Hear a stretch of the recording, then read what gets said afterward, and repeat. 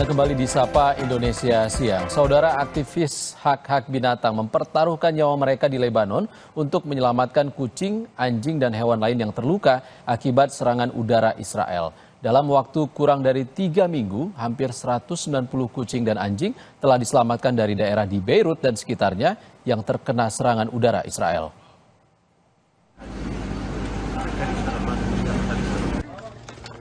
Animals Lebanon, sebuah badan amal penyelamat mengatakan mereka telah melihat kasus-kasus yang belum pernah ditangani sebelumnya, seperti hewan peliharaan yang tulangnya patah setelah tembok runtuh menimpa mereka.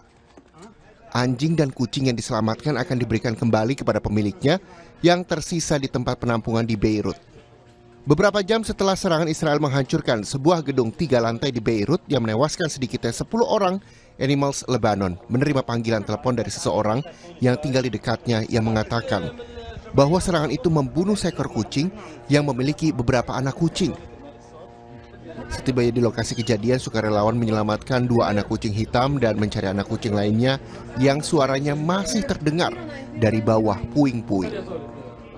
من وقت ما بلشت الحرب من سنة كنا عم ننزل على جنوب نطعميهم ونشيل الحيوانات المعورة، بس من وقت ما صارت الحرب ببيروت على الضواحي بيروت صار في عنا حاجة جديدة اللي هي العالم اللي تهجرت هربت بسرعة وتركت حيواناتها بالبيت لأنه ما قدروا ياخذوها. فريق تبعنا عم بيشتغل 24 ساعة لناخذ الاتصالات وننزل على الأرض. عندك فريق على الأرض 3 أشخاص، أنا وحدة منهم وكمال معي، ننزل بنفوت على البيوت بسرعة تحت القصف بنطلعهم وبنمشي. يعني صرنا شايلين فوق 190 حالة، في منهم عم بيبقوا معنا ليرجعوا يجتمعوا مع أصحابهم وفي منهم دغري عم بيجتمعوا مع أصحابهم.